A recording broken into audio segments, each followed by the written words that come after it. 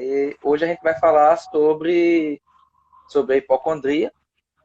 Sim, Que danado é isso, né? Essa coisa que todo mundo fala, fulano é hipocondríaco, ciclano é hipocondríaco, mas na verdade ninguém sabe explicar exatamente o que é isso, né? Não sei se é comum que eu falo, né? As pessoas vão no senso comum sim, chamando um outro de hipocondríaco, mas não entendem na verdade, né, o sentido real dessa palavra e como que funciona essa problemática da hipocondria.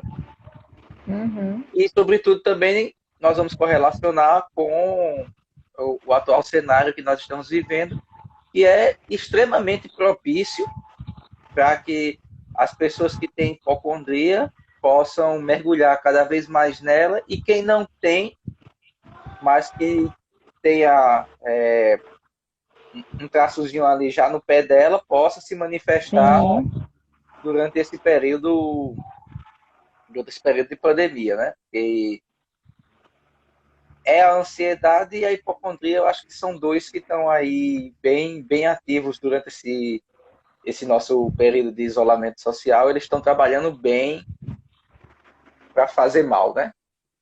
é verdade. Eles estão trabalhando bem para fazer o mal. Então, inclusive foi o pedido de uma das pessoas que assiste nossa live, que pediu para a gente falar sobre hipocondria.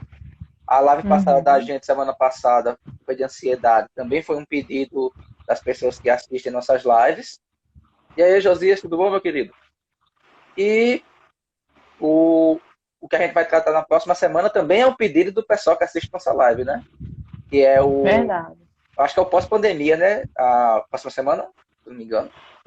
Eu não lembro bem, mas eu tô só seguindo a fila. É, Mas eu o acho que só falta o pós-pandemia, né? As pós, né? possibilidades de consequências, né? Pronto, porque depois disso Pediram para que a gente falasse. a gente vai criando uma nova lista quando a gente terminar essa, né? Então, a lista eu acho que foi de É, eu acho que foi de 4 encontros, aí a gente tá só com esse e o próximo e termina e a gente cria uma nova lista para continuar falando sobre psicologia de maneira fácil e descomplicada. Agora eu passo a vez verdade. para você, para que você se apresente e, como sempre, comece com os nossos trabalhos. Boa noite, pessoal. Me chamo Railana, né? Sou mais conhecida como Lana porque é mais fácil. Sou psicóloga, né? Me formei junto com o Joseb. E tivemos aí a ideia, né, através de conversas no WhatsApp, da gente descomplicar a psicologia, desmistificar a psicologia, né, cumprindo com o nosso papel, né, de levar a psicologia enfim, né, conscientizar as pessoas do que é psicologia, né, e no que a psicologia está envolvida. Que Então, vai muito além da clínica. vai muito além da clínica, vai muito além das quatro paredes, né. Inclusive, tem muita gente que pensa que psicologia é só clínica, né? Como a gente vem trazendo nas outras lives. Exatamente. Mas, como você sempre traz, né? A psicologia está em tudo que você imaginar, né? Existe a psicologia das cores, psicologia hospitalar, enfim, existem várias questões que envolvem psicologia. Né? Quando a gente fala de hipocondria, a gente fala também de ansiedade, né? Porque a Sim. hipocondria envolve medo, né? E medo envolve ansiedade, é medo de algo. E aí, quando a gente fala de hipocondria, a gente percebe que é essa questão do medo exagerado de contrair uma doença. Continua falando aí que eu vou pegar uma coisa aqui que eu esqueci, que é o DSM-5 que eu fiquei de mostrar. Tem, Mas pode continuar falando. vá lá. E aí, o que é que acontece? Né? Existe esse medo exagerado de contrair doença. Né? E aí, como o Josebe trouxe, a gente está percebendo isso na pandemia. Né? E quando a gente fala que percebe isso, é porque a gente continua atendendo, fazendo atendimento online. Né? Thaisa, seja bem-vinda. E Jaceline, olha só, sejam bem-vindas, meninas. E aí, o que é que acontece? A gente está falando sobre hipocondria, né? Sobre esse medo exacerbado de contrair doença, né? Esse medo exacerbado em relação ao quadro de saúde, né? E aí tá aí o que Joseph trouxe, o DSM, ele prometeu que ia trazer. Né? Na live anterior, ele prometeu que ia trazer. Inclusive, hipocondria está dentro dos transtornos de Ai, meu Deus. Dentro do. Deixa eu ver aqui que eu anotei. Minha cabeça não tá tão boa esses dias, não. Voltei a. Correria, né, minha filha? Mas é a correria, Correria desses né? últimos dias Dentro pra gente do. tem sido muito puxada. Sim, sim. Dentro dos transtornos de sintomas somáticos, né? Segundo o DSM. Justamente porque geralmente o que é que acontece? A pessoa hipocondríaca, ela vai somatizar, né? E ela até chega aí ao médico, né? Mas os Aham. sintomas são psicológicos, né? E aí quando o psicológico descarrega no corpo, a gente chama de somatização, e a hipocondria está relacionada a esses transtornos de somatização, né? Isso, De porque sintomas o somáticos. corpo passa a sentir aquilo que não existe, né? É verdade. E aí é o que está acontecendo, né? É bem comum. Não que seja comum no nosso meio, né? Mas é comum no sentido de que existe sim pessoas com hipocondria, né? Existem pessoas que acreditam estar doentes, mas que não estão, ou que têm essa ansiedade, né? Esse medo de contrair doenças, né? E é por isso Josias está dizendo assim, eu eu tinha um tenho. preconceito em relação à psicologia. Ter que falar de seus traumas e algumas particularidades para uma pessoa estranha, mesmo sendo ela uma profissional. É bem comum também, né? Sim, muito É comum. comum a gente lida com isso diariamente. Até mais do que Pessoas você imagina. é pessoas que solicitam atendimento, pessoas que até entram em contato para marcar a sessão e acabam desmarcando, porque existe sim esse desconforto, né? Existe esse preconceito, né? Esse preconceito de que não vale a pena, ou que é estranho falar da sua vida para uma pessoa estranha, né? E aí É, existe isso, né? e aí é interessante aproveitar e puxar esse gancho aí que Josias trouxe, de que assim como, assim como um padre, né, assim como um pastor, o psicólogo ele também tem um código de sigilo, entendeu? No nosso código de ética Sim, está inserido o sigilo, onde nós, ao ouvirmos o que o paciente nos traz, nós não podemos relatar o que é dito para outras pessoas, justamente para manter a integridade desse sujeito que está nos revelando as suas problemáticas, né, os seus medos. Então, a gente mantém esse segredo. E é importante ressaltar isso, porque às vezes exatamente. as pessoas acham que não há esse segredo, né? Sim, existe sim, né? Inclusive, caso o sigilo seja quebrado, a gente corre o risco de perder o nosso registro no CRP e Ser corremos o risco da gente processado, não até atuar, preso.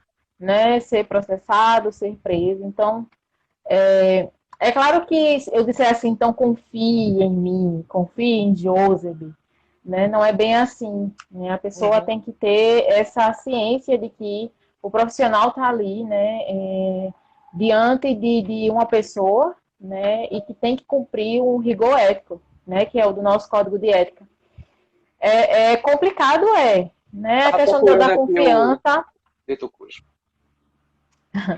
a questão da confiança realmente, né? Isso. Não é todo mundo que consegue confiar de primeira, e a gente até tem essa questão da relação terapêutica, né? Esse vínculo E terapêutico, muitas vezes você não consegue criar esse vínculo e essa esse confiança com um vínculo, determinado profissional, e aí sim, a terapia não anda, e quando você passa para outro profissional, a sua terapia anda, entre aspas, né, milagrosamente. E aí, porque depende de como você vê esse profissional, de como você vai interagir com esse profissional, porque hoje em dia uhum, todo não, mas a maioria dos profissionais hoje em dia tem redes sociais. Então, muitas vezes você vai procurar um profissional pela identificação que você tem, pelas postagens do profissional, por exemplo. Então, você vai se identificando pelaquela vida que o profissional tem, que ele mostra nas redes sociais, e aí você procura o profissional por causa disso. E muitas vezes, quando você chega lá, você termina se decepcionando, porque você espera que ele atenda você como ele se mostra na vida pessoal dele. Só que é totalmente sim, diferente. A forma como a gente vai interagir com o nosso paciente dentro da clínica, nós vamos interagir estritamente como profissionais. Então, os maneirismos e as formas como nós agimos dentro da nossa vida pessoal, que é visto em nossas redes sociais, eles não são aplicados e nem devem ser aplicados dentro da clínica. Sim, sim. Ele E aí disse quebra essa assim, Josias, fantasia, né? é verdade. Josias disse assim, já sofri com ansiedade, tive crises fortes e precisei de medicamentos. E até hoje enfrento esse problema. Já me indicaram ir e até hoje não fui. Acontece muito, né? Aham. Acontece muito. A gente falou isso Infelizmente até na última acontece. live, né? Porque a gente vem falando nas lives, né, anteriores, em que tem que existir essa parceria, né? Quando o caso chega aí, a pessoa chega aí ao psiquiatra, tem que existir essa parceria entre o psiquiatra, o psicólogo e o paciente, né? Uhum. Até para que o caso ande, né? Até para É que o caso porque se movimente e evolua. a medicação, ela vai mascarar o sintoma. Sim. Ela não vai lhe curar. Ela vai mascarar o sintoma, ela vai esconder quais são os gatilhos que lhe levam a ter uma crise de Uhum. ansiedade. Ela vai esconder também o, o problema, né, o trauma que foi desencadeador dessa ansiedade e que fez ela aumentar. A medicação vai esconder tudo isso. Você se sente bem porque ela está escondendo tudo, não porque você está se curando. Por isso, há necessidade de não haver apenas a medicação e sim a psicoterapia. Porque você fazendo a psicoterapia, as chances de você no futuro não precisar mais de uma medicação são altíssimas. Enquanto, no momento que você não faz a psicoterapia, você pode passar toda a sua vida tomando uma medicação para esconder e mascarar o seu real problema. Exatamente. Um exemplo disso é Garota Interrompida, Sim. né? Em que a gente trouxe aqui a discussão sobre Garota Interrompida, em que a personagem, uma das personagens principais, ela tem borderline e precisava tomar medicamento. Enfim, no final das contas, ela conseguiu manter o equilíbrio através da análise, né? Através da psicoterapia. Então, Isso. né? O medicamento diminuiu. Então, assim, é importante esse processo psicoterápico? É. Só que, assim, as pessoas não têm muita noção ainda, né? É claro que é mais fácil eu pensar que é estranho conversar com uma pessoa que é estranha, né? Do que eu tomar a iniciativa de ir. Mas em algum momento pode ser que você vá, né? Mas aí é bom pensar na possibilidade de ir, né? Até porque é aquela Exatamente. questão, né? Como você traz, a medicação ela Eu, mascara. Karina, João, sejam bem-vindos. A medicação ela mascara, né, os sintomas. Exatamente. Então, é preciso. A medicação, desculpa te interromper, Lana, a Sim. medicação, ela é como o uso do cigarro, ela é como o uso do álcool, ela é como o uso de uma droga ilícita. Uhum. Só vai mascarar o sintoma. Sim. Muitas vezes pessoas que são etilistas, né, que agora não é mais alcoólatra, é etilistas, muitas vezes as pessoas... agora mudou, minha filha, agora é etilista, é mais chique. Sabia não. Então, muitas Aprendi pessoas agora. que são etilistas, elas, na verdade, estão tentando esconder um trauma, tentando esconder um transtorno de ansiedade, um transtorno de pânico. Elas estão tentando fugir de algo, às vezes conscientemente, às vezes também inconscientemente. A gente também não Sim. pode generalizar e dizer que todo mundo que bebe está bebendo porque tem consciência que tem algo errado na vida e quer beber para esconder. Não. Muitas pessoas fazem isso sem perceber que essa é uma válvula de escape e de fuga da problemática dela. E a medicação, o psicofármaco, ele é a mesma coisa. A diferença é que ele é administrado de forma controlada e que ele estabiliza você para que você permaneça com o pé na realidade. No caso das drogas, não. Elas tiram você da realidade. Enquanto o psicofármaco, quando tomado de maneira correta, também é bom ressaltar isso, ele mantém você com o pé na realidade, que é justamente para que você fique pronto para um acompanhamento psicoterápico. E futuramente, Exatamente. Você trouxe a questão da medicação controlada, e não é à toa que ela tem esse nome, né? Medicação controlada. A gente estudou isso em psicofarmacologia, lembra? De que a medicação controlada, né, ela serve para equilibrar. E aí você toma um medicamento, você tem que tomar um medicamento todo dia às 7 da noite. Você toma às 7 da noite, o que estava assim, vai ficando assim, vai equilibrando. isso. Né? E aí o tempo vai passando, né? vai chegando a hora de tomar o próximo medicamento, né? O próximo comprimido, e aí vai estar assim de novo, É a né? meia-vida, a gente chama de Isso. meia-vida do E aí, medicamento. se você não toma essa medicação controlada no horário correto, vai ser um pouco difícil para isso aqui voltar a equilibrar, né? Exatamente. E pode trazer até consequências nesse meio em que ela tenta se equilibrar, né? Isso, isso. Nesse interim de tempo que o organismo tenta se equilibrar. Então, não é à toa que a medicação tem esse nome, né? Medicação controlada, justamente por isso, né? Porque se você toma fora do horário, vai existir uma dificuldade para o organismo Exato. voltar, né? É como Então, o assim, próprio o anticoncepcional, né? O sim, anticoncepcional ele também tem que ser tomado na hora exata. É uma fantasia das pessoas acharem que eu esqueci de tomar o meu anticoncepcional ontem, sim, aí hoje eu vou tomar 2 comprimidos de anticoncepcional e já tá tranquilo. Não, não não tá. adianta. É Na verdade, você comeu todinho, você corre o risco de engravidar.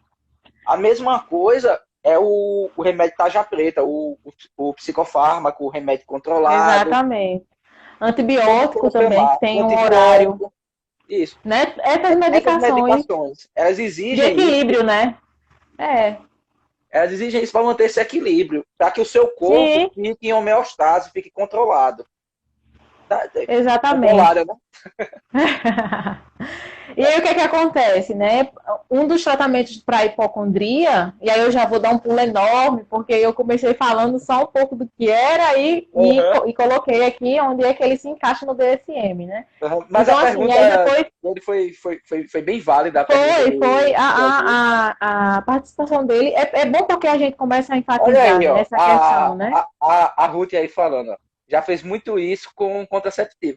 Pois é, Exatamente. não adianta, Ruth. A gente tanto que geralmente, que para quem não sabe, eu sou da área de enfermagem, eu tenho um curso técnico de Sim, enfermagem, e muitas vezes quando as pessoas me perguntam sobre essa questão do contraceptivo, eu sempre tenho um costume de dizer assim, converse com seu médico, ou com a sua médica, ginecologista, para não tomar uma medicação pela cabeça de outra pessoa, porque cada organismo vai funcionar de uma maneira diferente. é, E além de você conversar, é você sempre procurar com o seu médico, com a sua médica, a opção de tomar ou ele na, com um adesivo, né, que na verdade não é nem um tomar, que tem um adesivo que você cola no corpo e ele tem um tempo de duração. E tem também a injeção, né? A injeção também é outra que você toma e ela dura 30 dias. Então, o risco de esquecer é nulo, porque você não precisa se preocupar com isso, e a eficácia se torna maior. Tomou a injeção agora, só daqui a 28 dias que o efeito da injeção vai diminuir, você vai ter a menstruação e aí você toma a sua injeção 6 dias depois, contando a partir do primeiro dia da menstruação. Então, assim, a minha recomendação é falar sempre com o médico ou com a médica, mas pedindo sempre um que seja injetável ou que seja em forma de adesivo, porque na forma de comprimido não precisa nem você esquecer 24 horas. Algumas horas já pode ser o suficiente para ele perder a eficácia. Agora pode continuar, Luana. exatamente. E aí, como a gente trouxe, né? É a mesma dinâmica, né? Inclusive, esse exemplo eu trouxe, mas em sala de aula eu lembro que a professora trouxe esse exemplo do anticoncepcional, Uhum. né? E a gente tem essa ilusão de achar que porque passou 1 minutinho, 2 minutinhos vai fazer nessa questão, ou esquecer de tomar a medicação, né? Mas enfim, mas é justamente a Ou dinâmica nada. da medicação controlada é. Opa! Aí, gente, deu aqui um erro. Acho que caiu a internet da Lana. Só um instante. Eu vou reconvidá-la. Acontece. Infortúnios da internet. Porque caiu, né? É, Eu, Joseph? Enfim, voltamos. Voltamos. pronto. E aí, como eu Voltou, meu ia querido. falar, eu vou dar um pulo, né? Um dos tratamentos para hipocondria é a recaptação da serotonina, que é o neurotransmissor do bem-estar, né? O neurotransmissor regulador de muitas coisas no organismo, né? Então, assim, existe também essa possibilidade de um hipocondríaco fazer o tratamento com o auxílio da medicação controlada, né? Medicações que contenham essa recaptação da serotonina, porque se vai recaptar é porque está descompensada essa serotonina no organismo do indivíduo, né? E aí, com o auxílio da psicoterapia. Inclusive, se você for procurar, não querendo me gabar, mas uma das abordagens indicadas é a TCC, justamente por causa dessa questão da psicoeducação, né? Por causa das técnicas que a TCC tem muito, isso aí a gente não pode negar. Então, assim, é importante, né, essa questão. O que a gente indica é que o indivíduo, ele consegue... O que ativa esse hormônio? Deixa ela terminar de falar que... eu passo para a Josi para ele explicar. Eu falo aí. Mas continua. Então, assim, é interessante que a pessoa se cuide antes, né, de pegar um transtorno desse, de adquirir um transtorno desse e ter que tomar a medicação, ter que tomar o medicamento.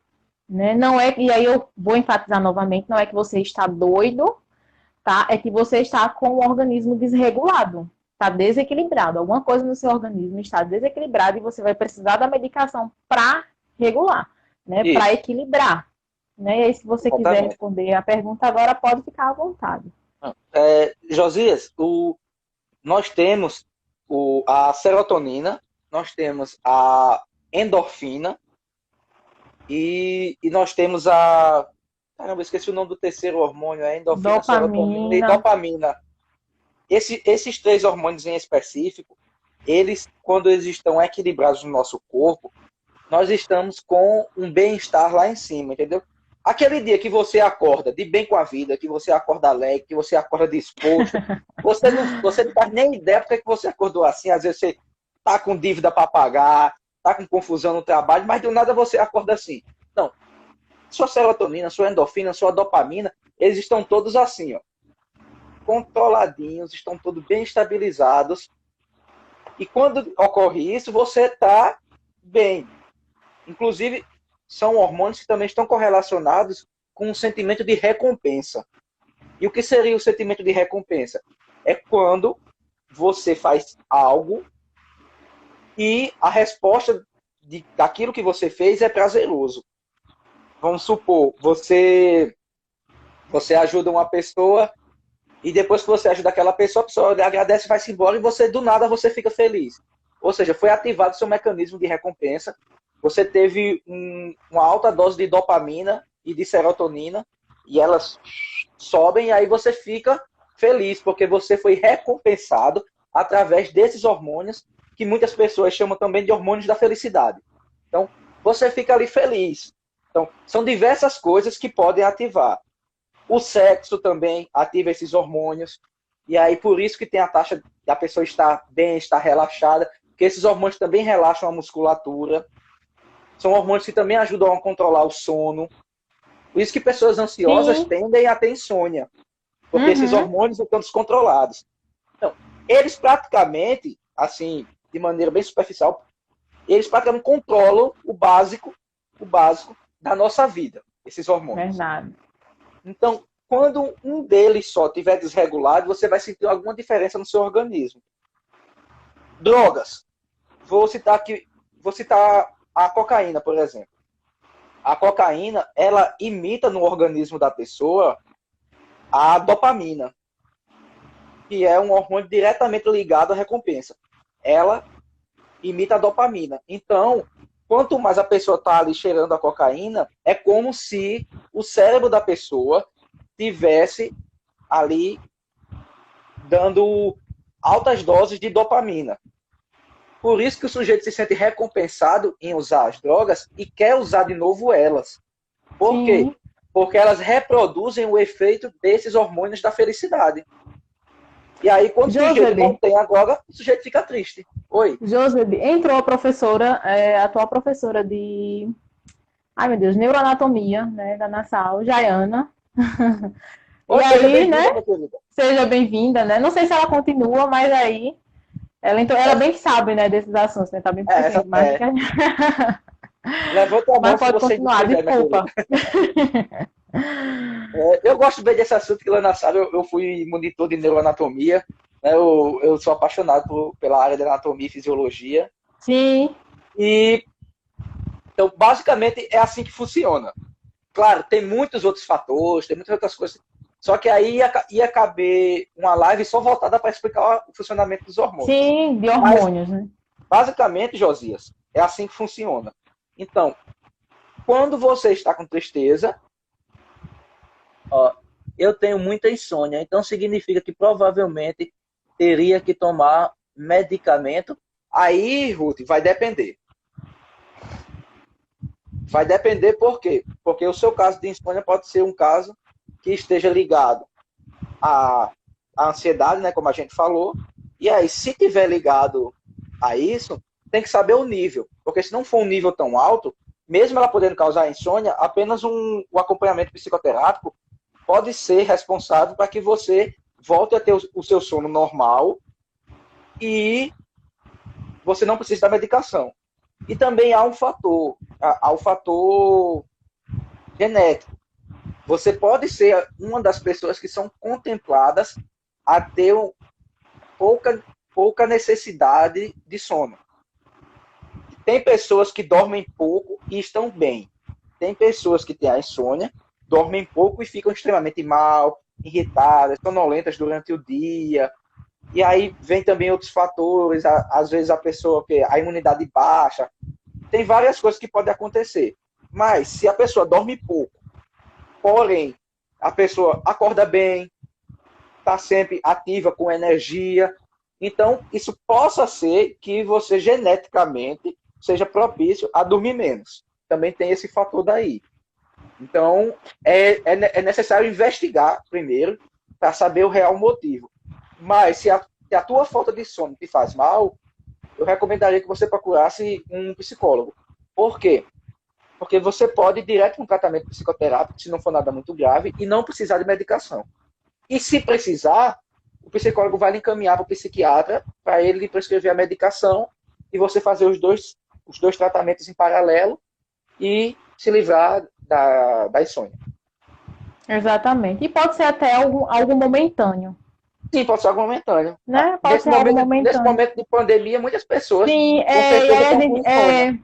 e a gente acaba, aí o pior é que a gente acaba até confundindo insônia com sono desregulado, né? Seria Também. até bom a gente, é bom no pós-pandemia, né? Na próxima live a gente trazer essas questões, nós podemos né? começar a construir outras. Já tá começando a surgir aí. Desde já, obrigado, Ruth. Né? Porque aí você já trouxe uma perspectiva de algo que a gente pode trazer aqui no futuro. Ela colocou a cor parecendo um zumbi. Então, obrigada pela explicação. Então procure o psicólogo. Porque essa insônia, ela pode trazer outras questões durante o dia a dia, né? Isso. Então, realmente existe essa importância de procurar. Quem me conhece sabe que eu durmo geralmente em torno de 4 horas por dia. Quando eu durmo de 6 a 8 horas, eu acordo com enxaqueca, eu acordo mal, parece que eu apanhei de um grupo de mendigos na rua, eu acordo terrivelmente acabado quando eu durmo de 6 a 8 horas. Mas quando eu durmo de 5 horas para baixo, geralmente eu acordo no pique, acordo ligado, acordo de bem com a vida, tenho energia para fazer as coisas. Vem ideia, vem tudo, eu vou digitar, vou fazer tudo. Então, assim, varia de pessoa para pessoa. Por isso que é importante. Se está te fazendo mal, procure a ajuda de um psicólogo para que você também não comece logo na medicação e termine não se viciando, né? Aí, olha só, mandou um recado aí.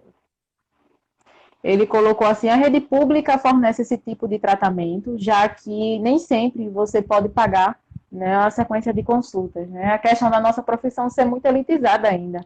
Né? Isso. É outra coisa que a gente também vem trazendo nas nossas lives, né? Da nossa profissão, tem esse problema da elitização. Eu acho, não, Etilização. Isso é da galera do dinheiro. A rede pública, ela dá sim esse suporte, mas você tem, através de, especialmente olha, Rodrigo Marques. Rodrigo, gente, meu querido. Esse pessoal de neuroanatomia. Tá rodando uma aula de neuroanatomia aqui, meu querido. Tá adivinhando, né? Abraço, Rodrigo. Estávamos falando de neuroanatomia. Aprendi muito com você, meu querido. E ainda vou me especializar na área da anatomia por sua causa. Escreva o que eu estou lhe dizendo. Aí, Josias, tem. Mas cabe, sobretudo, saber se na região onde você tem... Adivinhei. Foi, ele adivinhou. Ele e Jaiana, que entraram aqui na live hoje, né? Adivinharam. Dois professores de anatomia, de neuroanatomia. Né, que estão aqui. Então, Josias, você procure, cara. Você procure mesmo saber se na sua região... Porque, por exemplo, aqui no PSF do meu bairro tinha, agora não tem mais. Então é importante saber disso. Porém, também tem profissionais que fazem um atendimento mais maleável. Eu não usar os termos aqui, porque os termos são proibidos pelo Conselho Federal de Psicologia. Até hoje não sei porquê e não concordo.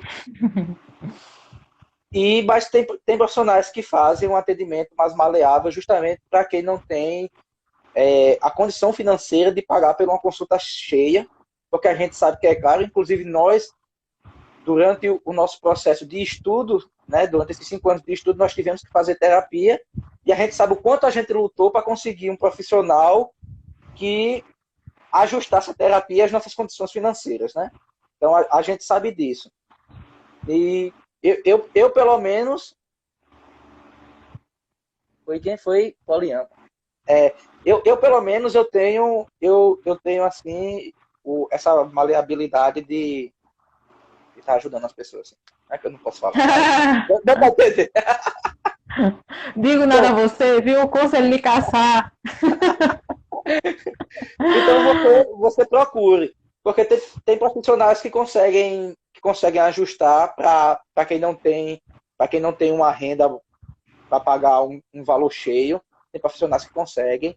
Então, primeiro veja no seu PSF se eles têm o suporte ou não. Se eles podem encaminhar, que às vezes eles encaminham para um PAN, para alguma coisa. Se não tiver, aí dá uma procurada na internet, com certeza tu acha profissionais que fazem esse serviço. Aqui no meu bairro, na cidade em que eu moro, geralmente o pessoal vai, né, no postinho. Geralmente o pessoal vai no postinho e aí eles encaminham, né? Acaba que ou a pessoa vai para a clínica... Por isso que eu mandei você procurar. Ou a pessoa vai para a clínica, né? Aqui tem uma clínica, uma policlínica, que faz parte do Sistema Único de Saúde. E aí as pessoas começam lá, né? Algumas vão para o CAPES, né? Enfim. Mas chegando no postinho... E eu vou ressaltar aqui para um CAPES não significa que você é doido. Não. Eu falo assim, enfim, porque assim, tem os encaminhamentos, né?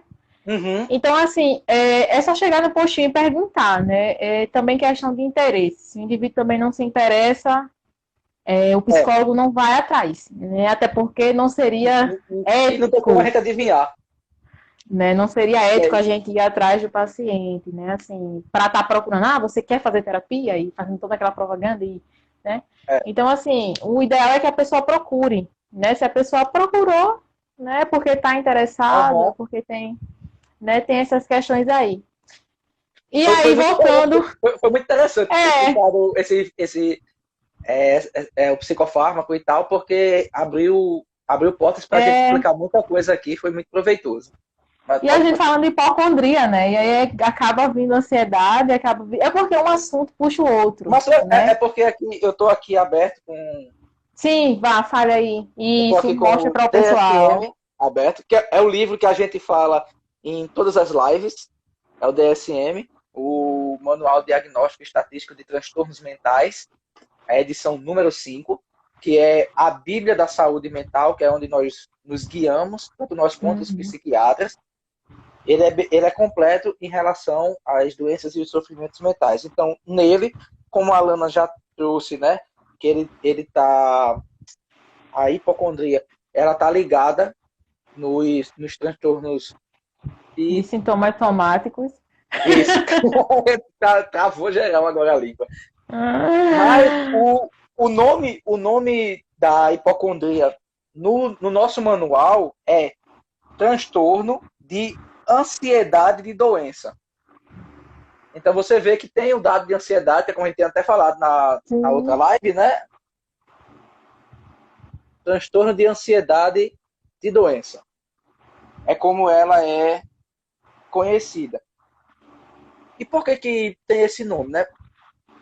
A manifestação da hipocondria, assim como outros transtornos de ansiedade, eles estão ligados justamente ao futuro, a pensamentos compulsivos sobre o futuro, sem você saber o que realmente vai acontecer.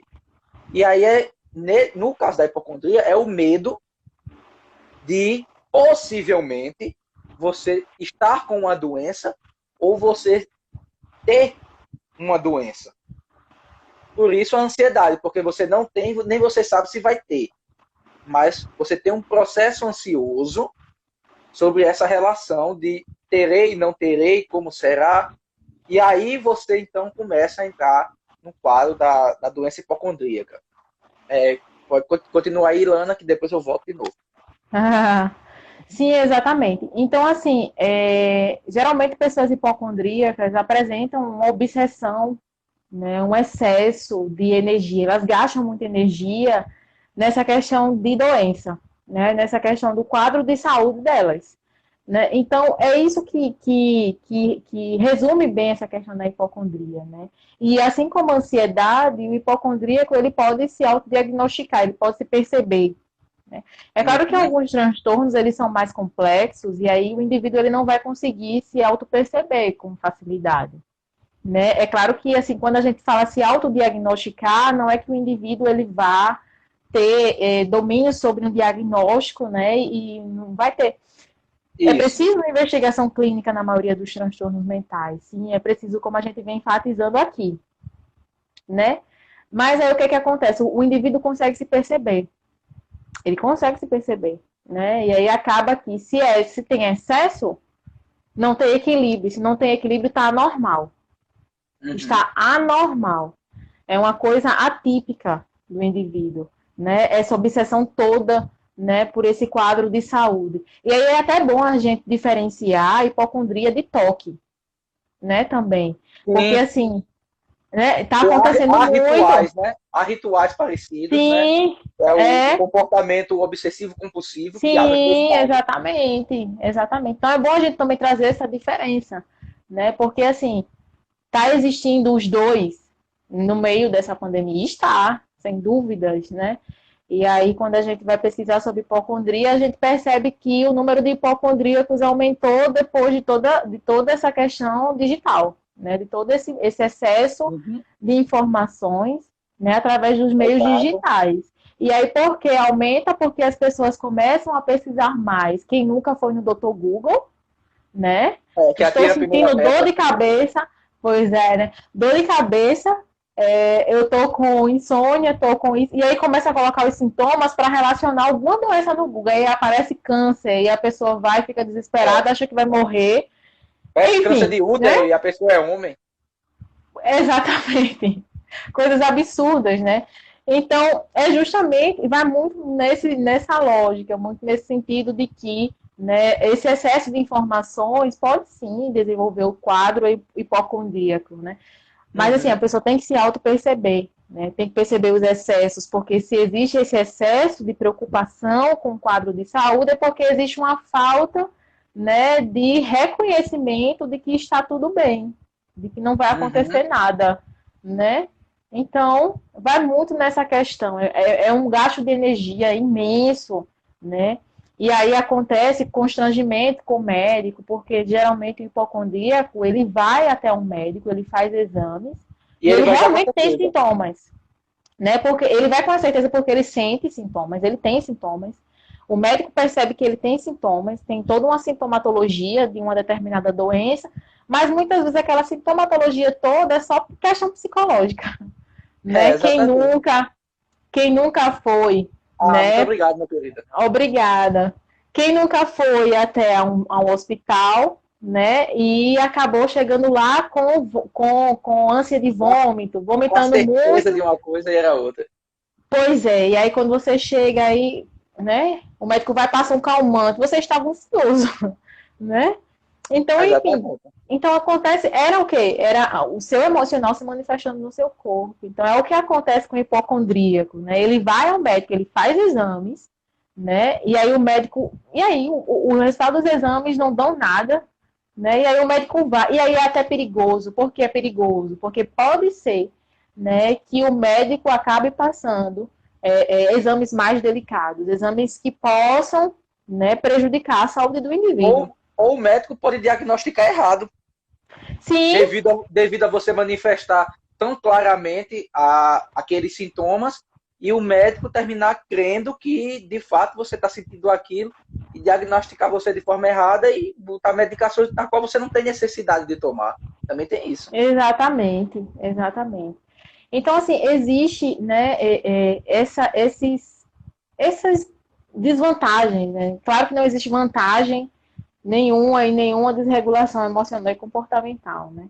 Mas, assim, quando a gente traz desvantagem, é para evidenciar para vocês aqui que não é bom, né? Essa questão do Isso, desequilíbrio exatamente. do desequilíbrio cognitivo, do desequilíbrio comportamental e emocional, né? Então, assim, traz prejuízo? Traz, né? Porque aí, se você vai fazer, você começa por um exame de sangue, de fezes e urina, e você acaba tendo que fazer outros exames, enfim, exames mais caros, e você não tem nada.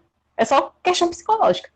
Né? Acaba que você está gastando dinheiro e está correndo risco de realmente contrair outra doença. Uma doença de verdade, né? Eu conheço Acaba. pessoas que têm isso de gastar rios de dinheiro com exames, né? Um exame atrás do outro, dinheiro gasto lá, e nenhum tipo de exames de mais de R$ 300 e não aparece nada, nada. Simplesmente a pessoa não tem nada. E os médicos vão passando outros exames e não vai Sim, aparecendo nada e nada e nada. E eu até disse para a pessoa, eu disse, olha, procure um psicólogo. O seu problema é psicossomático. O seu corpo, sim, ele tá, só que no caso a pessoa não é hipocondríaca, né? No seu caso, o seu corpo está manifestando alguma coisa que você não trabalhou na sua mente. O seu corpo está sim, falando, procure. Justamente por causa disso. Como você bem pontuou, Lana. Acontece das pessoas terem os sintomas, acreditarem nos sintomas, e quando vão no médico, não há um diagnóstico fechado. As pessoas procuram uma segunda opinião, que é outro médico, refazem todos sim. os exames em outras clínicas e continuam com o mesmo problema. Por quê? Porque as pessoas têm uma certeza concreta de que estão com aquela doença. E nesse momento de pandemia, está havendo o quê? Um exagero do lavar de mãos, porque sim, é necessário, logicamente, é necessário, até mesmo se você não está saindo de casa, é necessário regularmente você estar lavando sua mão. Não precisa você estar saindo para a rua direto. Mas aí há pessoas que estão lavando em exagero. Eu já ouvi casos de pessoas que estão lavando as mãos ao ouvir o nome Covid, ao alguém citar, tal, eu conheço uma pessoa que deu positivo para o teste de Covid. A pessoa vai lavar a mão. Aí, isso aí já é um quadro que a gente já pode pensar de uma possível hipocondria. Não dá para fechar porque a pessoa não está de frente comigo na terapia para poder dizer se é ou não. Mas já é um quadro que a gente pode pensar. Que essa pessoa aí pode estar, se o quadro da hipocondria não está fixado nela, ele pode estar começando a se fixar nessa pessoa. E como a gente falou na live anterior, que foi até você que trouxe, Lana, de que quando a Sim. gente vai investigar, a gente percebe que tem algo anterior a isso, que Sim. estava circulando na pessoa, Geralmente né, tem, né? que vai se manifestar na hora propícia para se manifestar. No caso, no nosso cenário atual, a hipocondria. A hipocondria, perdão, a pandemia. Eu vi um caso, já faz um tempo, de. Não lembro se foi pela internet ou se foi num documentário de TV, que já faz muito tempo isso, de uma pessoa que desenvolveu hipocondria a partir de um abuso sexual. Quer dizer, olha, assim, Pra a gente olhar assim de longe, parece algo que não tem Que é uma impossível, menor né? correlação, né? Assim, como? Mas simplesmente houve o abuso sexual e a gente sabe que as pessoas vítimas de abuso sexual, elas tendem a se culpar pelo abuso, que ficam se perguntando, será que é a roupa que eu vesti, o local que eu passei, a hora que eu estava lá? Então, as pessoas terminam Sim, se culpando por terem sido abusadas. Outra característica do abuso sexual é a pessoa se sentir suja. E nesse caso específico que eu vi, a pessoa, o quadro que se acentuou nela após o abuso foi se sentir suja. Então, ela estava constantemente se lavando, tomando banho, lavando as mãos. E a forma que a mente dela arrumou para dar vazão a todo esse sofrimento derivado do abuso sexual dela foi criar uma hipocondria. Ela parou de estar fixada naquele pensamento do trauma, né? Do trauma do abuso sexual, e ela começou a se preocupar com limpeza. Ela começou a achar que em todo lugar tinha sujeiras, tinha bactérias, que ela poderia estar doente. Então, o problema, enquanto ela não tratou esse problema, ele foi desviado para uma hipocondria. E ela se achava a todo tempo suscetível a pegar algum tipo de doença, ao esposo, aos filhos poderem ficar doentes. Até que quando ela foi em um psicólogo, ela foi em um psicólogo psiquiatra, precisou de uma intervenção psicofarmacológica, e aí ela conseguiu se estabilizar. E ela tratou o transtorno de estresse pós-traumático que ela tinha, do abuso do sexual, amor. e o sintoma da hipocondria dela cessou. Então é interessante que Sim, sempre tem algo antes, né, para sim. ajudar a desencadear o problema. Josi, é importante a gente salientar também, que aí a gente vai no DSM e a gente encontra, né, que 75% dos casos vai haver sintomas psicológicos, né, sintomas que realmente se Uhum. manifestam no corpo, mas que são psicológicos. Mas existe 25% voltados para uma ansiedade, né, para uma obsessão excessiva em relação a esse medo de ficar doente.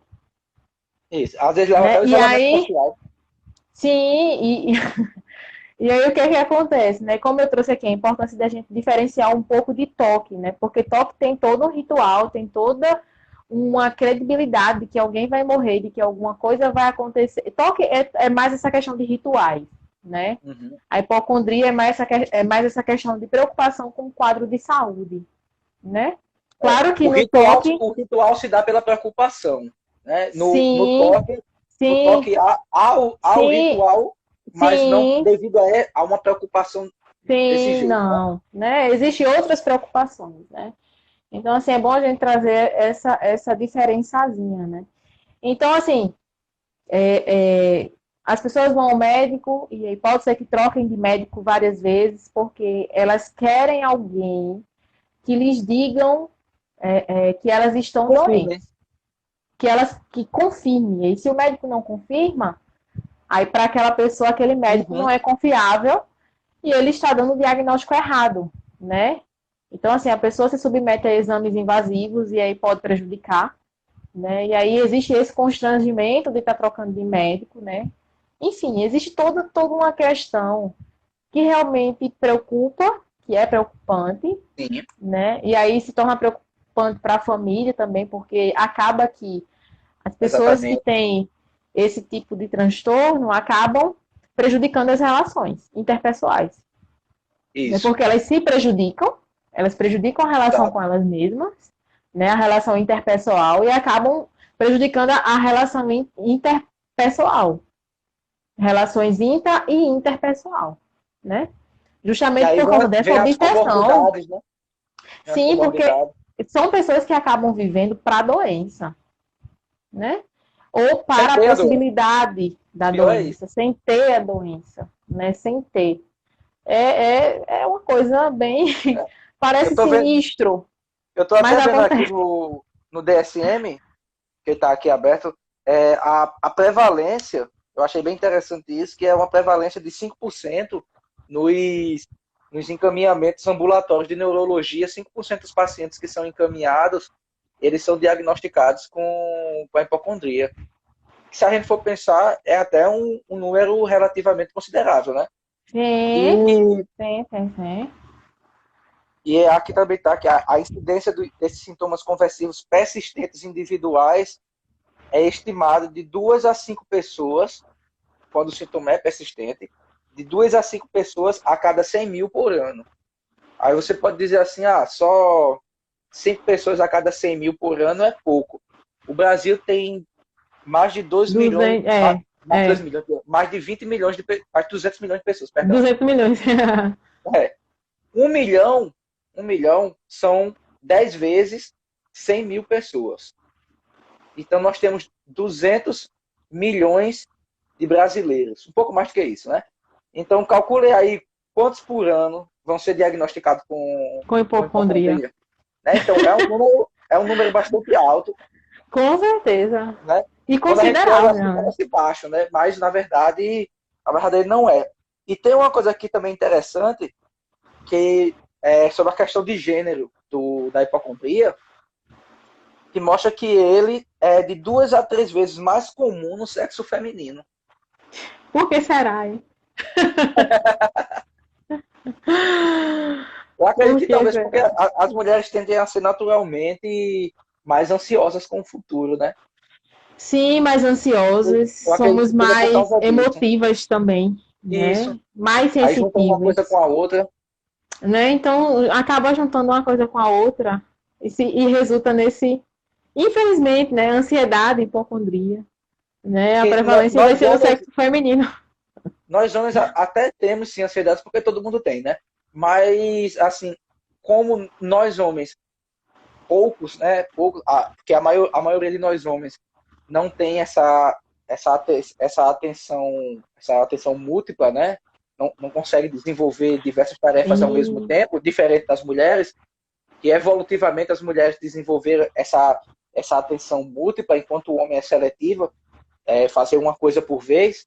Faz bem feito, mas é uma coisa por vez. Enquanto a mulher, ela consegue fazer várias coisas ao mesmo tempo. Ela consegue dar atenção a várias coisas. Então, eu acredito que esse também seja um fator, que aí talvez a gente já está para uma área mais evolutiva, né?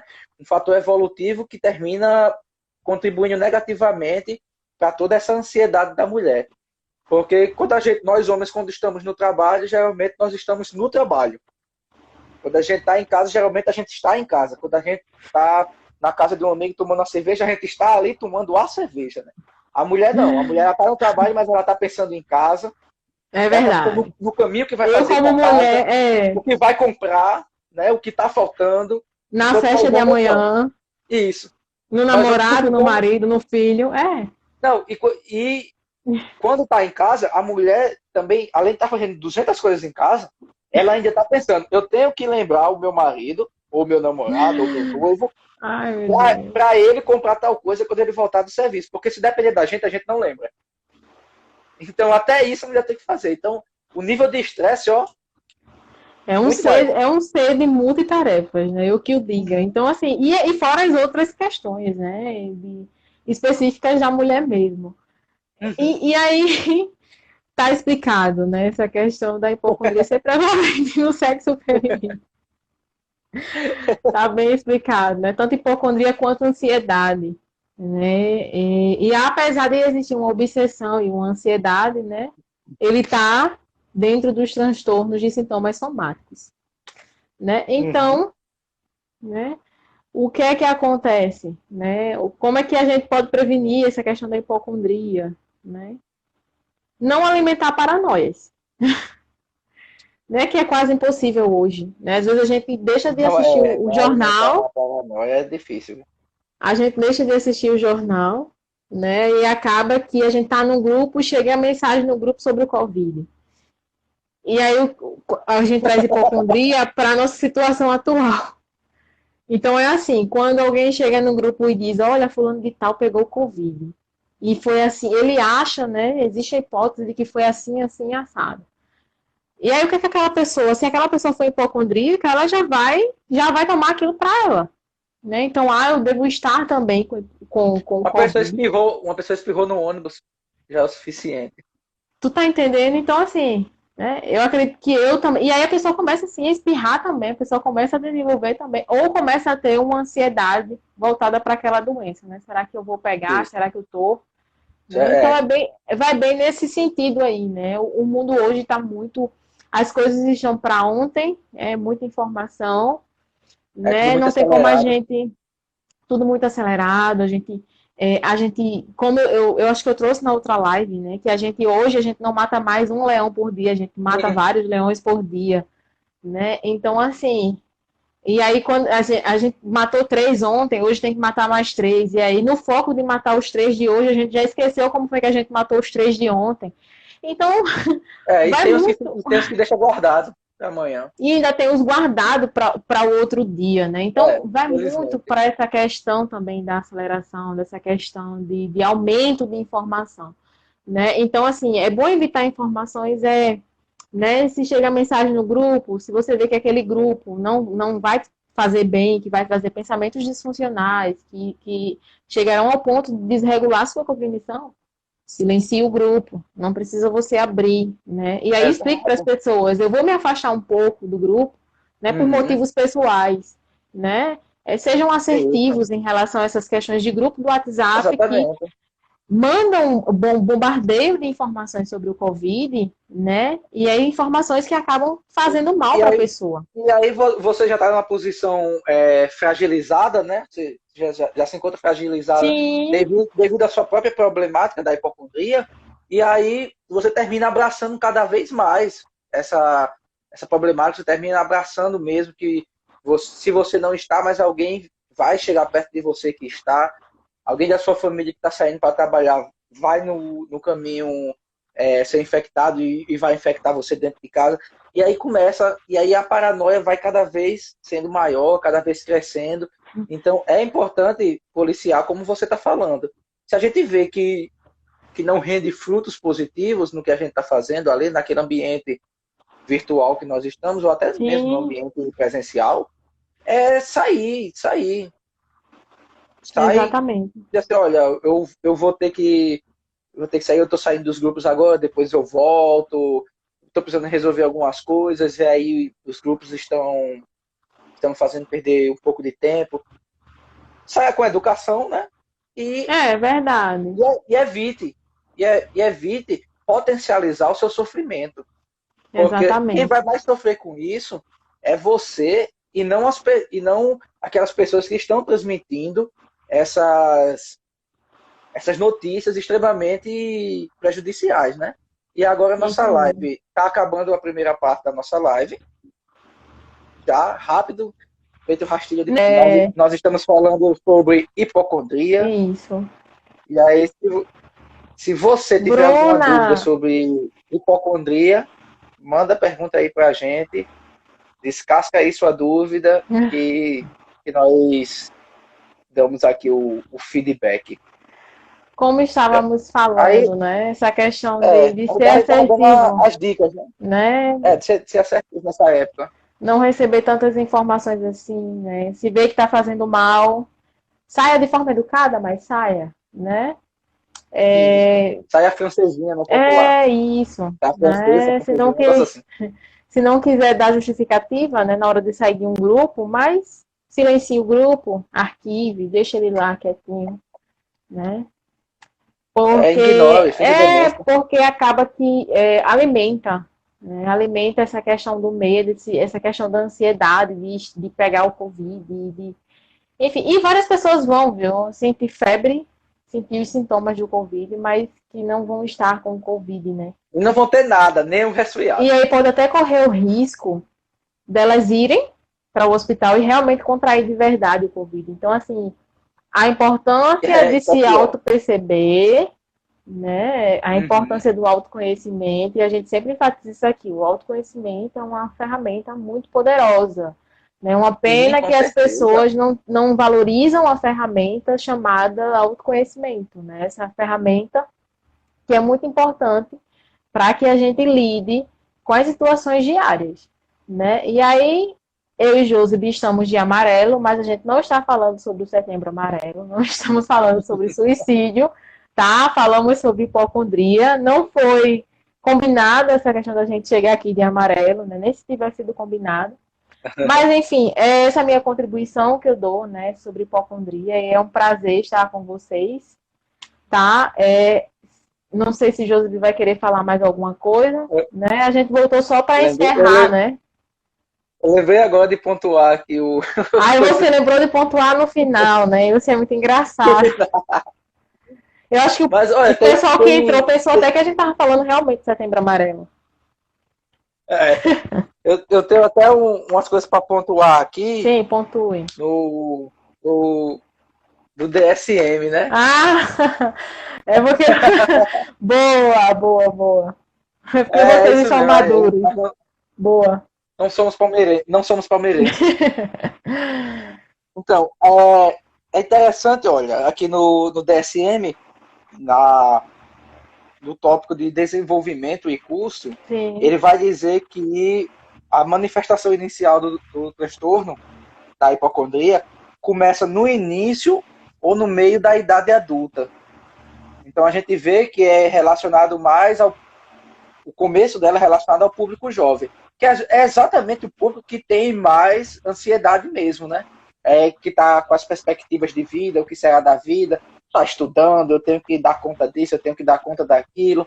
Então, é realmente esse público que começa a ter. E aqui vai dizer que a ansiedade acerca da saúde aumenta com a idade, mas a faixa etária de indivíduos com alta ansiedade acerca da saúde e contextos médicos parece ser diferente em outros pacientes nesses contextos. Em pessoas mais velhas, a ansiedade acerca da saúde com frequência concentra-se na perda da memória.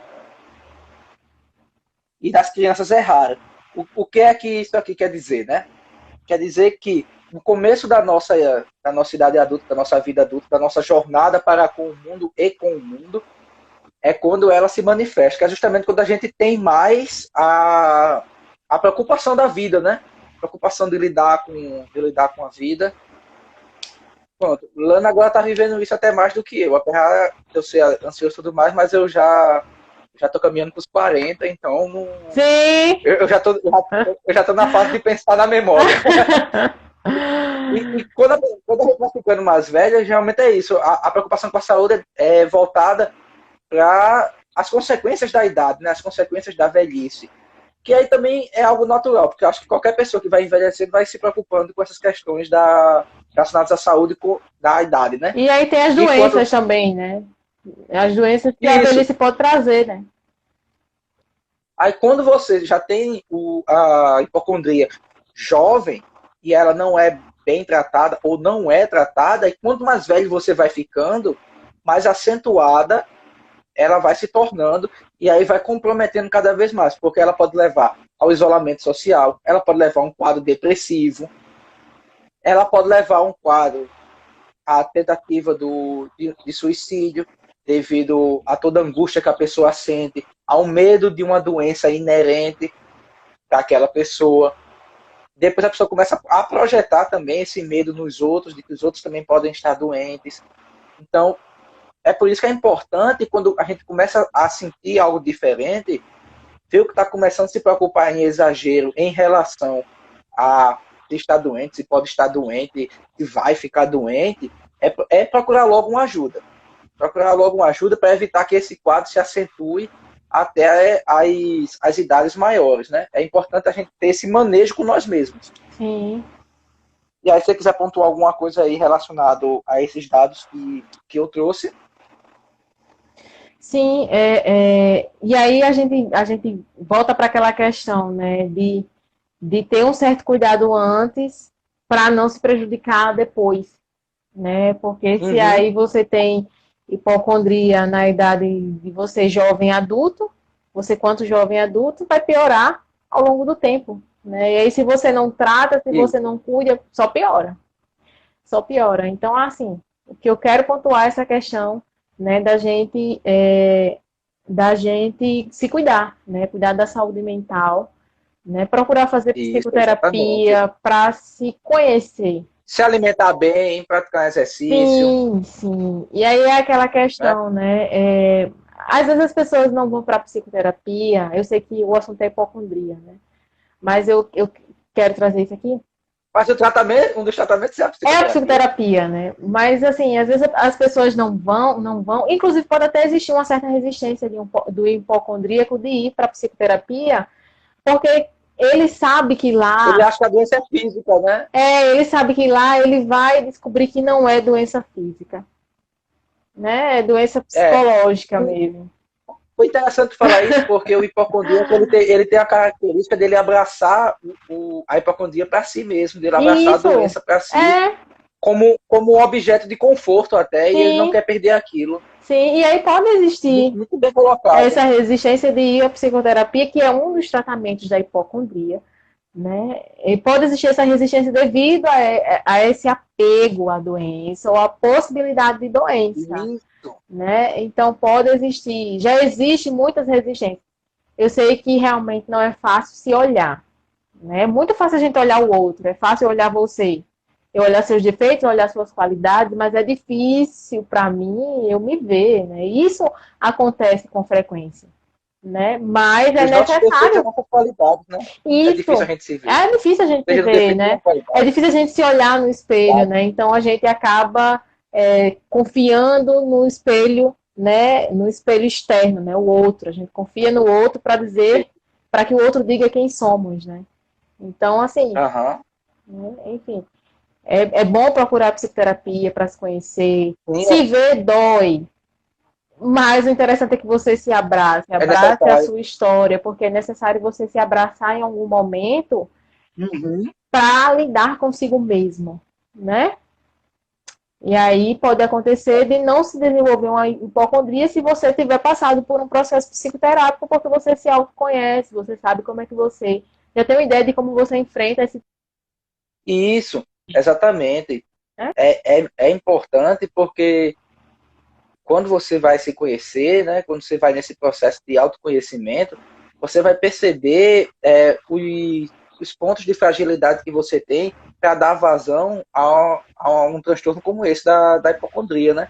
Ó, aqui, nos fatores e riscos, o DSM ressalta que foi uma das coisas que estão correlacionadas, né? A pessoa desenvolver a hipocondria é um estresse de vida importante, uma ameaça grave que o indivíduo teve à sua saúde, porém algo benigno, ou seja, não foi algo que poderia realmente gerar um risco de morte, mas foi traumático o suficiente aquela doença para o sujeito que ele, então, Uhum. ele passa a temer todo tipo de doença por causa Sim, daquela doença que ele teve, mesmo que ela não fosse uma doença mortal, né? Não fosse algo que realmente pudesse levar ele ao óbito.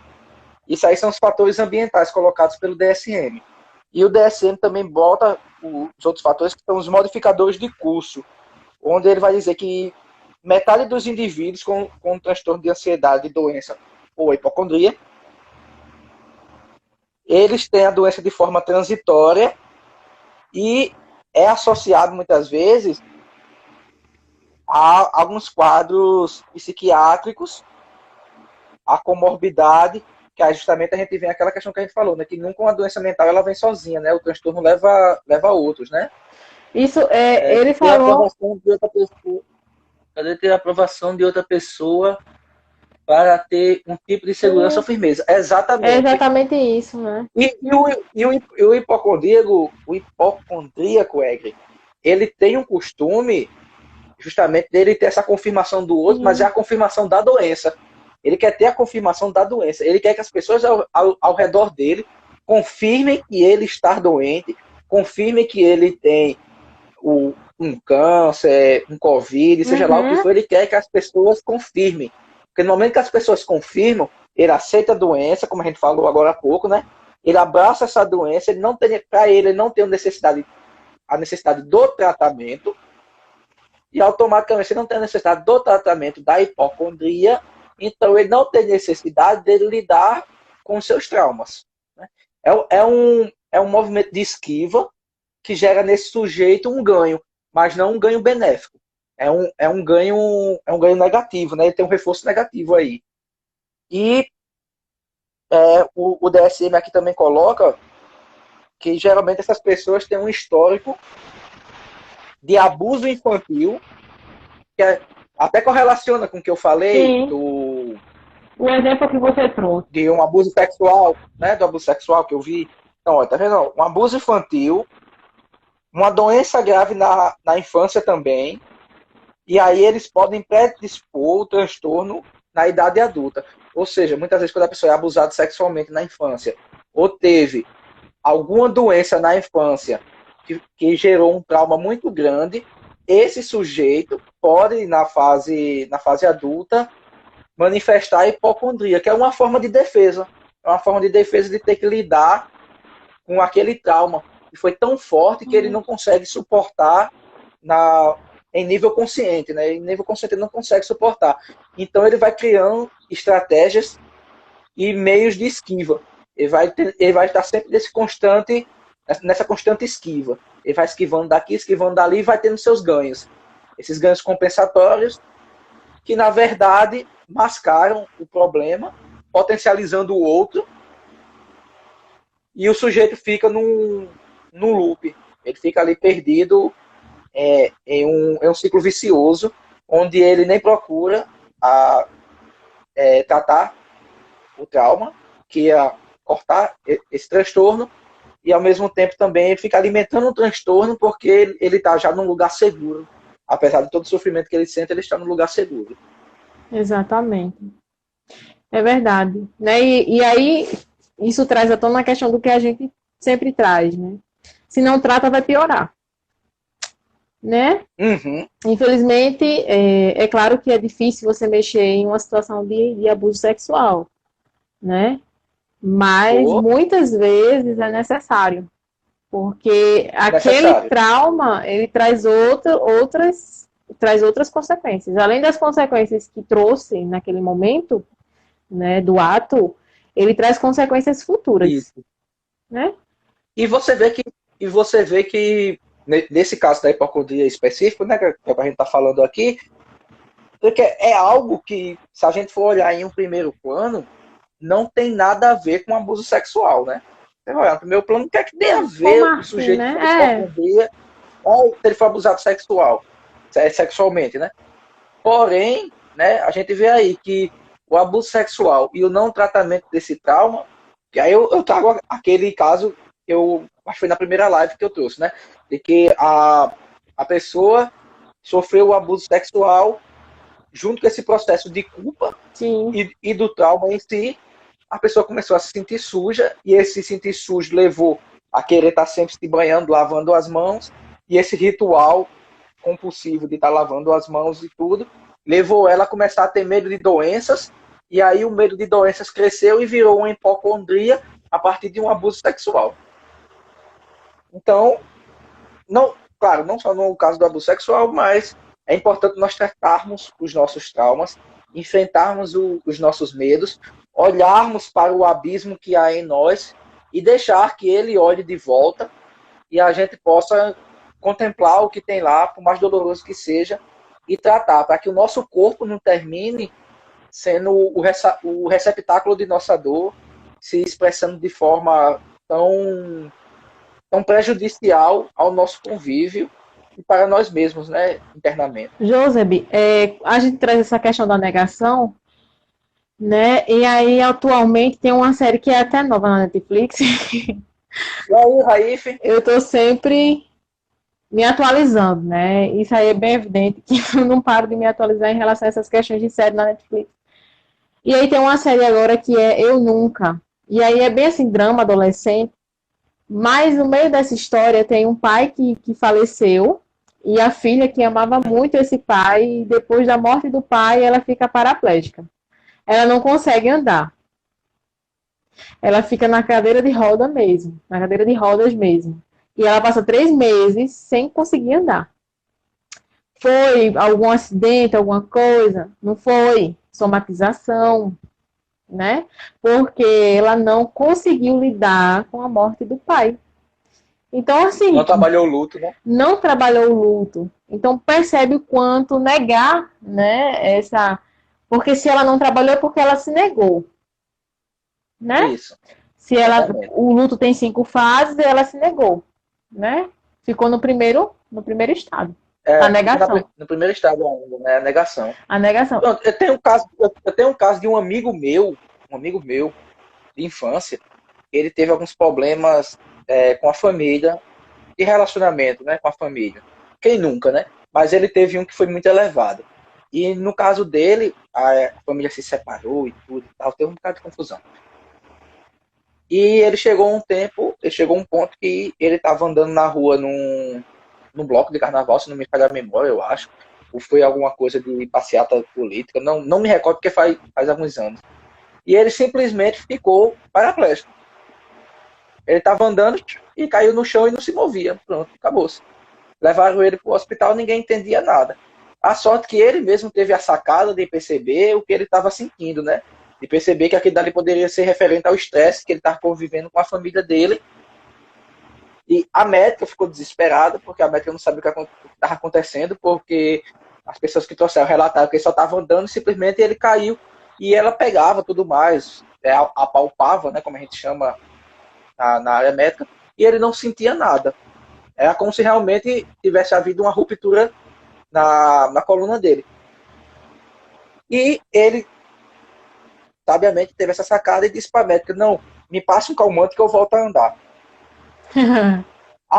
A médica, desesperada, sem saber o que estava acontecendo, não chamou um psicólogo, passou o calmante. A sorte é que o problema era nervoso. E acontece. A sorte era essa, mas não fosse o problema. Né? Ela passou um soro e deu um calmante para ele. Segundo ele me relatou, em poucas horas ele já estava andando de novo. Ele tinha voltado a andar porque ele se acalmou, o nível de estresse baixou, ele ficou estabilizado emocionalmente e aí ele voltou a andar. Então acontece. Pra você ver. Pois é. E aí acontece essa questão da somatização, né? E aí quem quiser assistir a série é bem interessante, né? Traz essa questão da somatização e traz essa questão da negação. Ela passa 3 meses na cadeira de rodas, né? E aí traz essa negação, ela não consegue trabalhar. E aí o que acontece? Essa somatização dela é alimentada porque realmente ela não consegue se levantar, né? E as pessoas começam a se adaptar a ela, né? A rotina dela agora. Né? Aí ela tem um ganho, né? E aí ela tem um ganho, né? Essa somatização sendo alimentada, né? Até quando vai continuar, né? Até quando ela vai permanecer nisso. Né? E aí o que acontece? Ela começa a andar porque... Estou confirmando a fantasia dela, né? Estão trazendo a fantasia dela pro real. Isso, exatamente. E aí o que foi que aconteceu? Ela viu um rapaz bonito da escola, que como eu estou dizendo, é um drama. Aí voltou a andar. Aí ela voltou a andar. Mas olha só! Tanto remédio, né? E aí ela voltou a andar. E, enfim, isso nas férias, né? E aí ela viu esse rapaz andando. Mas sem querer interpretar nem nada, mas o que é que lhe faltava se não era uma figura masculina? Tu tá entendendo? Que ela perdeu com o pai. Exato. Faltava uma figura masculina. Né? Então, quando assim, ela viu uma figura masculina que era de interesse, o sintoma cessou. Ela levantou, e aí é até engraçado que o narrador faz assim: aconteceu um milagre, né? Então, tem essa questão, mas aí ela continua a se negar a trabalhar essa morte desse pai dela. Então, assim, e aí trazendo para a hipocondria, né? Às vezes a gente acha que um acontecimento da nossa vida não vai trazer consequências. Eu falo de acontecimentos que afetam diretamente na nossa cognição, né? E que não vão trazer consequências, mas traz, né? Nem que sejam consequências futuras, né? Mas traz. E aí vou pontuar, né? Porque eu quero eu estou terminando minha contribuição e aí eu vou pontuar, né? Novamente, sejam assertivos, né? Em relação a grupos que trazem muitas informações sobre doenças, né? Não procurem muita informação, né? Se bombardear de informações. Né? Eu acho que a pessoa tem que se reconhecer também, né? Se eu sou paranoico, se eu sou ansiosa, para que eu vou estar indo atrás de notícias que vai piorar, né? Isso. Exato. Que vai piorar a minha ansiedade, que vai piorar o meu medo, né? Então, assim, né, as dicas são essas, né? E aí acontecer alguma coisa, né, é bom que já esteja em terapia, mas se acontecer, é bom que comece a terapia. Né? Às vezes a gente não vai pelo amor, vai pela dor, né? Dor. vai pela dor. Então é bom que a gente vá para terapia ainda pelo amor. Exatamente. E aí, querendo me procurar, pode me procurar, né? Eu atendo online, criança, adolescente e adulto. Atualmente estou em um plantão psicológico, né? Um projeto de plantão psicológico na pandemia, durante a pandemia. Sou voluntária nesse plantão. Josep também, né? Josep, da mesma forma, também atende, né? Tanto faz psicoterapia online, quanto dá o plantão também online. E aí é só procurar a Também gente. atende criança, adolescente e adulto. Isso, a mesma. Mesmo público que ela atende, Mesmo também adulto. grupo, mesma coisa, só muda a linha de abordagem, né? Mas aí estamos E aí. você que esteja vendo nesse momento, saiba, você pode escolher ser atendido por uma mulher ou por um homem. Você decide o final. Exatamente. Porque atendemos o mesmo público e também atendemos online e também fazemos o plantão psicológico. Isso Então você mesmo. só escolhe o gênero do qual lhe é confortável desabafar. Exatamente, né? Então é isso. No mais, assim, em relação às dicas que você deu, eu já tinha complementado antes, eu não preciso mais complementar, né? Agradecer essa parceria que está rendendo lives muito boas. Eu tenho aprendido muito aqui, enquanto eu estou falando, eu também estou aprendendo.